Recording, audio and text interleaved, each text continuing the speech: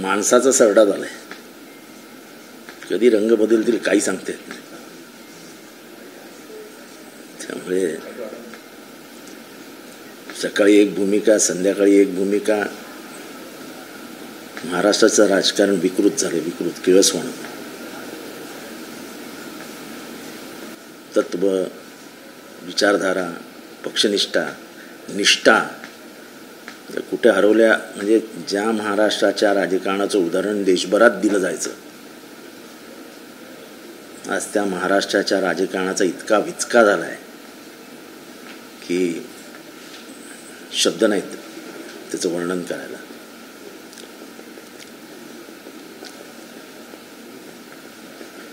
राज ठाकरेंनी बेरोजगारीचा मुद्दा मांडून तरुणांना नोकऱ्या न मिळाल्यास देशात अराजक माजवणार असल्याचं सांगितलं. मात्र गेले 10 वर्ष भाजपची सत्ता आहे, त्यावर त्यांनी म्हणजे अजूनही बेरोजगार असतात. ह्या देशामध्ये 83% युवक बेकार आहेत असं इंटरनॅशनल लेबर ऑर्गनायझेशनने जाहीर केलं आहे, ILOनी. ही बेकारी पहिल्यांदा इतकी वाढली आहे. या अगोदरच्या 70 वर्षामध्ये इतकी बेकारी देशात कधीही नव्हती. हे भाजपचं अपयश नाही का? हा प्रश्न काल त्यांनी विचारला का? बिनशर्त पाठिंबा दिल्यावरती सगळं आता गेलं. आता काय अधिकार बिधिकार नाही तुम्हाला विचारायचं. विचारा, काल विचारायला पाहिजे होतं की 83% बेकारी या भारतात. तुम्ही 2 कोटी नोकऱ्या देणार होतात वर्षाला, कुठे गेल्या? उलट्या कंपन्या प्रायव्हेट होऊन विकण्याचंच काम जास्त चालू आहे भारतामध्ये. काय माहित काय आहे, न सुटणारं कोड आहे ते. मी त्यांना बिनशर्त पाठिंबा देतो आहे, पण व्यभिचाराला मान्यता नाही. म्हणजे कोणाला मान्यता नाही? आपण समजू शकतो की भाजपाने भाजपाला काही हे नाही आहे, पण मग ते इतर दोघं आहेत त्यांचं काही नावही घेतलं नाही. म्हणजे त्यांची विकेट काढायची इरादे आहेत की काय?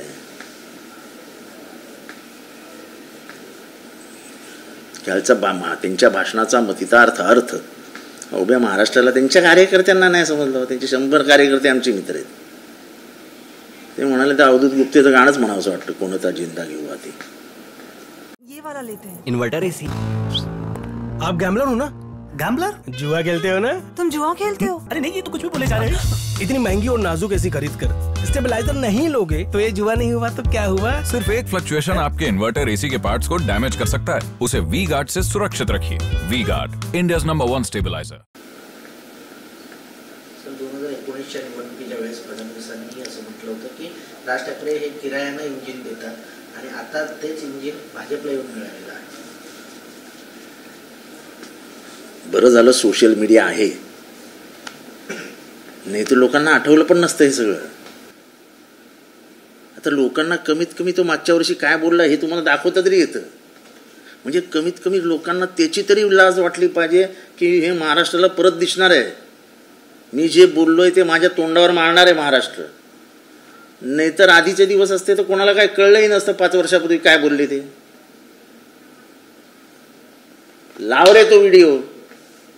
2019च्या सगळ्या टेप सगळ्यांकडे आहेत. त्यामुळे भूमिका बदलताना आता विचार करा, लोकांपर्यंत तुमचं सगळं जातं. तुम्ही काय बोललात, तुम्ही संपलेले आहात असं कोण बोललं तुम्हाला, हे सगळं जातं. आणि आज जेव्हा तुम्ही त्यांच्या खांद्यावर हात घालता तेव्हा लोक ते म्हणजे तुमच्याच कार्यकर्त्यांनी खरं तर ते जमा करून ठेवलेलं असतं. अरे काय साहेब बोलले रे, काय साहेबांचं भाषण झालं, ते सगळं जमा करून ठेवलेलं असतं. आणि मग तेच त्या पानावर जाताना मागतात, अरे आता काय बोलले रे साहेब. काय पर्याय नसतो. आणि त्यामुळे मला आठवतं की आमची कोर्टात जेव्हा केस चालू होती सुप्रीम कोर्टात, तेव्हा एक वाक्य पटकन उच्चारलं गेलं, the saddest thing about Indian politics is voters and workers have been taken for granted. त्यामुळे कार्यकर्त्यांना आणि मतदारांना गृहीत धरायला लागलं आहे. कार्यकर्ते एका ईर्षेने काम करतात, एका विचारासाठी काम करतात. जे मतदानही होतं ते एका विचारांवरती होतं, त्या नेत्याकडे बघून होतं. तुम्हाला जेव्हा एखादा माणूस मतदान करतो तो तुमचे विचार आवडल्यामुळे, तुमचा नेता आवडल्यामुळे मतदान करतो. आणि जेव्हा तुम्ही ते सोडून जाता तेव्हा तुम्ही कधीतरी मतदारांचा विचार करता की मतदारांनी आपल्याला मत का दिलं. ही दुर्दैवाची गोष्ट आहे की मतदारांचा म्हणजे मतदारांविषयी कोणाच्या मनात लाज लज्जा खंत काहीच नाही आहे. म्हणजे कालपर्यंत ज्या BJPला तुम्ही शिवी घालत होत्या त्यांच्या मांडीला मांडी लावून बसताय. तुम्हाला काय वाटतं लोक तुम्हाला विसरतील की तुम्ही काय बोलले होते. आता शिंदे साहेब जेव्हा बाहेर पडले तेव्हा म्हणाले आम्ही बाहेर पडलो कारण का अजितदादा आम्हाला मदतच करत नव्हते. आज दोघंही फुगडी खेळतायत. असं नाही चालत. हे सगळं जाणार ना लोकांपुढे. ह्याच्यावरती फिल्म्स बनणार, ह्याच्यावरती मीम्स बनणार, हे सगळं सोशल मीडियावरती व्हायरल होत राहणार. शिवाजी सावंतांची कादंबरी आहे महाभारतावर लिहिलेली, नाव काय मृत्युंजय. त्याच्यातलं एक वाक्य आहे, धनुष्यातनं सुटलेला बाण आणि तोंडातनं गेलेला शब्द कधीच परत घेता येत नाही. तसं आहे ते तुमच्या तोंडातनं गेलंय, फक्त पूर्वी ते कुठे टेप बीप व्हायचं नाही. आता ते सगळ्यांच्या मोबाईलमध्येच आहे. कोण काँग्रेसला काय बोललेलं, कोण शिवसेनेला काय बोललेलं, कोण BJPला काय बोललेलं, त्यांच्याच मांडीवरती बसून दूध पिताय म्हटल्यावर मग लोक सगळ्या मागच्या आठवणी काढत राहतात. उत्तर भारताबद्दल जी मनसेची भूमिका होती किंवा राज ठाकरेंची भूमिका होती त्याला अख्खा महाराष्ट्र आणि अख्खा देशाला माहित आहे. आता ते BJP सोबत गेले. आपल्याला काय वाटतं? सत्तेसाठी वाटेल ते, हे BJPचं ब्रीदवाक्य आहे. सत्तेसाठी ते कुठलंही कॉम्प्रोमाइज करू शकतात. त्याच्यामुळे त्यांना सोयरसुतक काय नाही.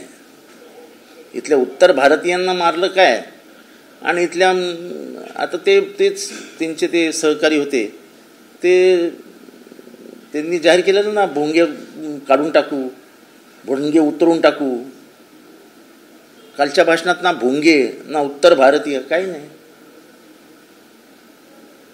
तेच म्हणजे तुमचे विचार किती असे समुद्रावर तरंगणाऱ्या एखाद्या बोटीसारखे असतात. कधी तिथे, कधी इथे, कधी तिथे, किनाराच मिळत नाही.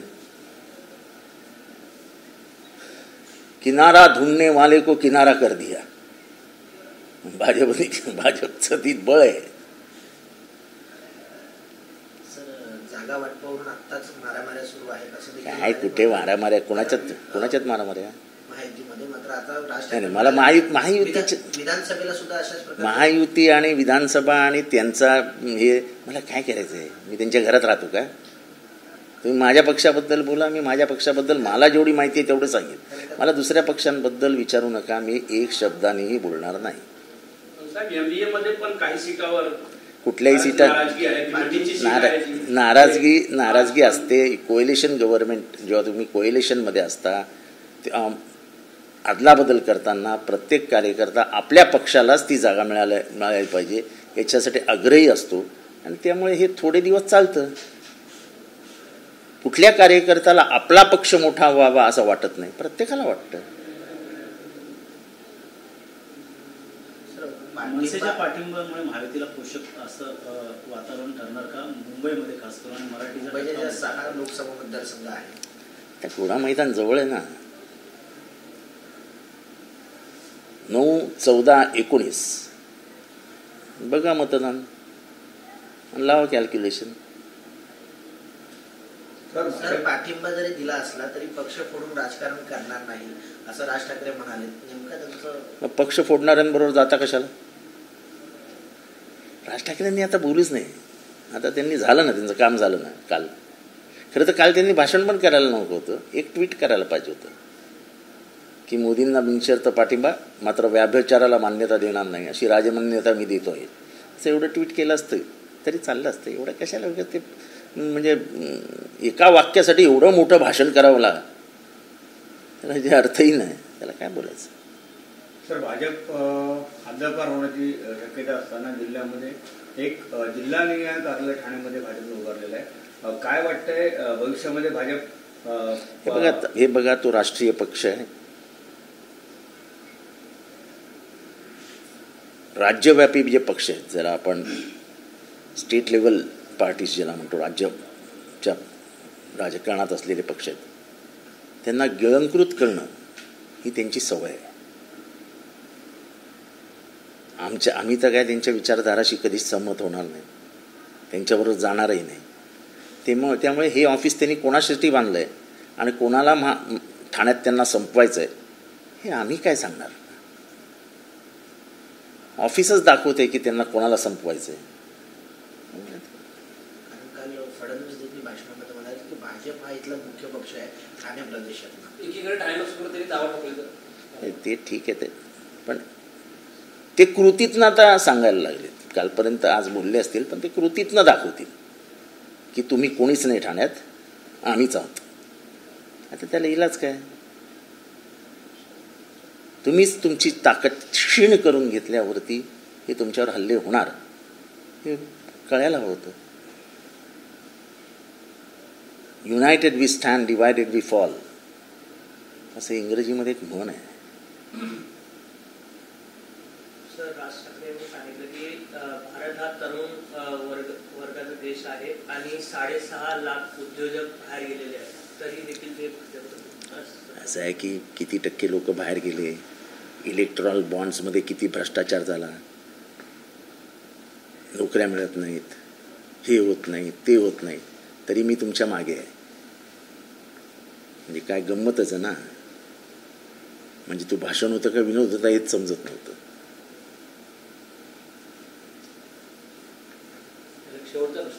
रेल्वे इंजिन सोडणार नाही असं राज ठाकरे म्हणाले, मात्र बिनशर्त पाठिंबा देत आहे असं बघता त्यांना ऑफर पण दिली गेली होती कमळाची, मात्र त्या चिन्हावरती ते राहिले. त्यांचं असं देखील म्हणणं आहे पक्षासंदर्भात चिन्हासंदर्भात नो कॉम्प्रोमाइज. ते कधीच कॉम्प्रोमाइज करत नाहीत.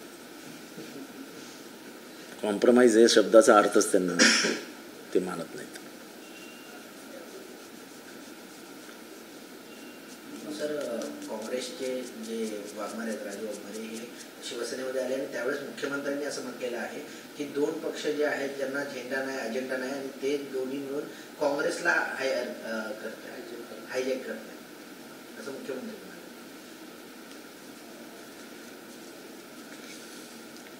झेंडा नाही, अजेंडा नाही, मराठीमध्ये हिंदीमध्ये म्हण आहे माहिती आहे ना, खुद के गिरेबान में झाँक के देखो.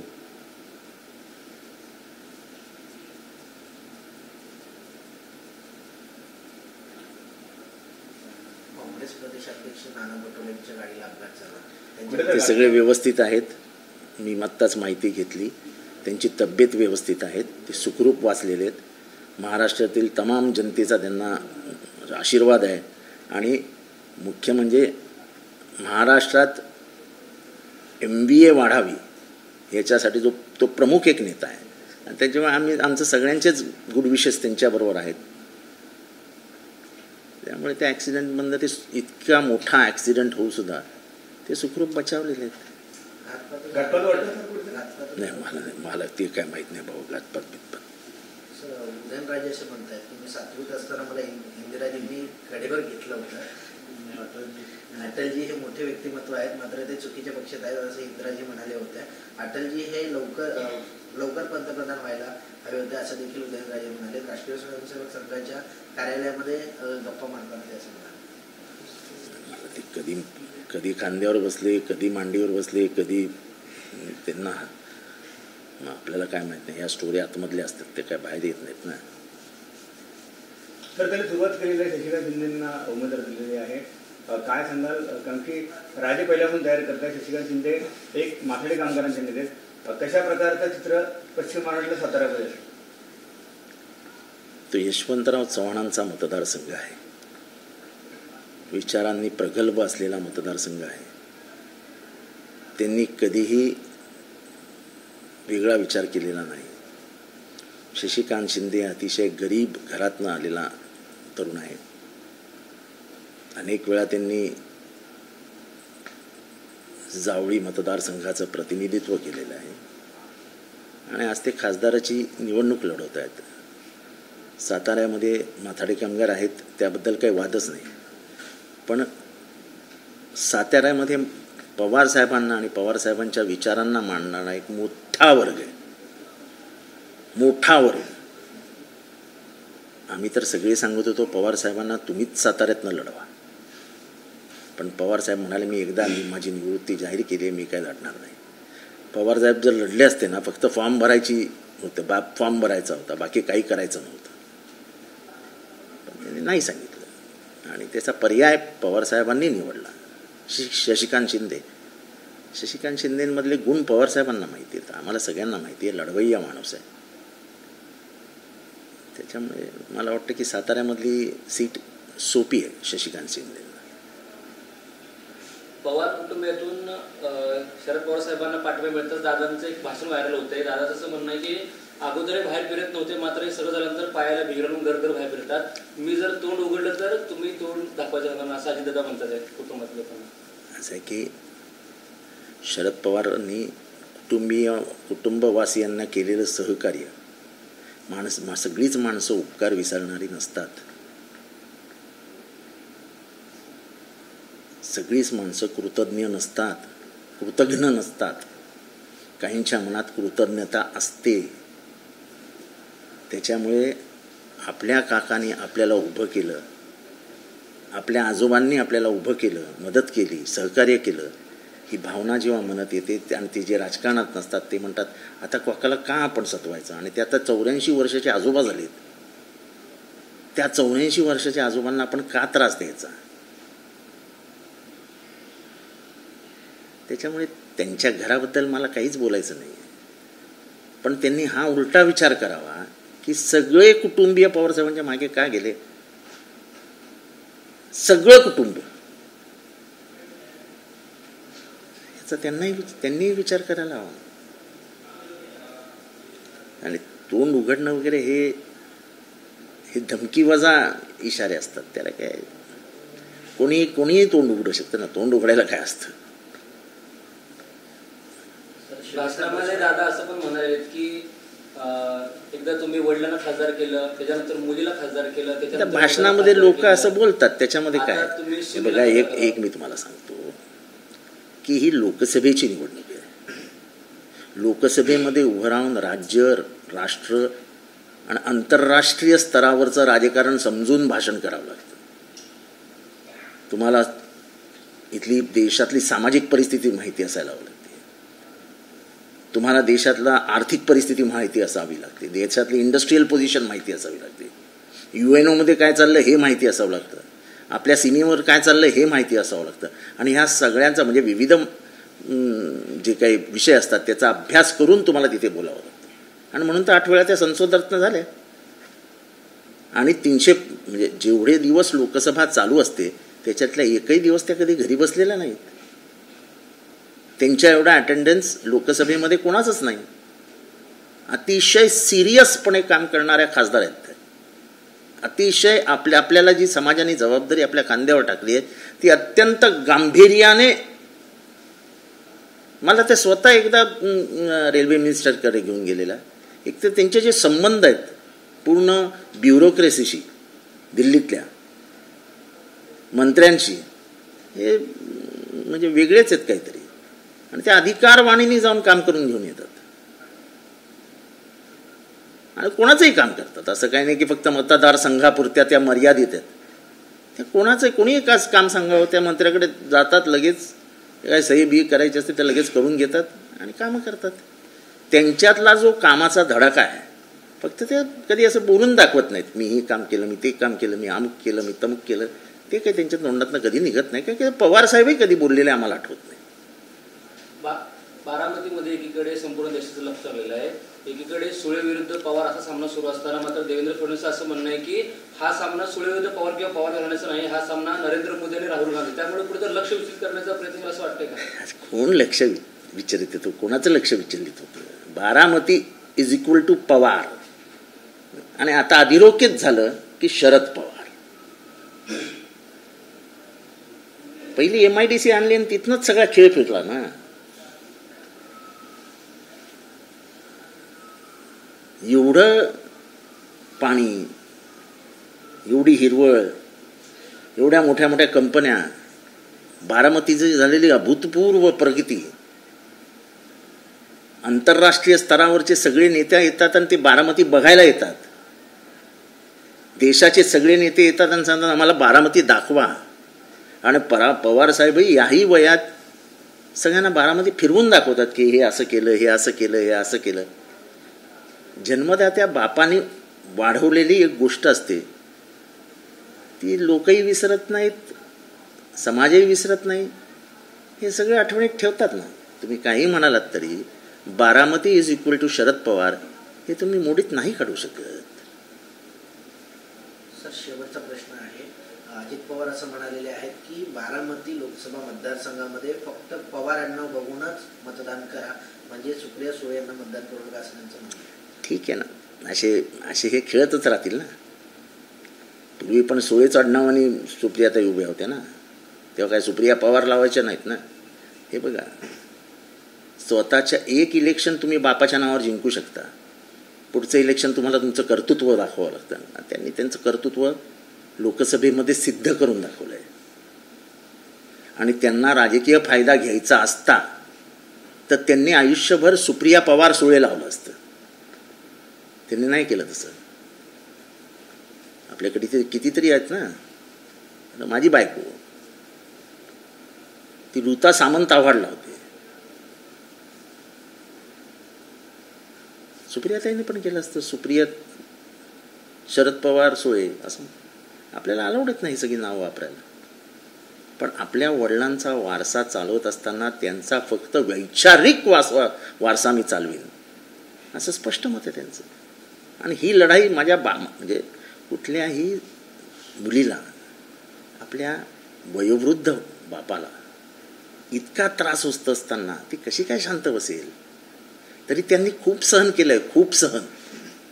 त्यांनी कधीच तोंड नाही उघडलं की घर तुटू नये, हे घर एकत्रित राहावं.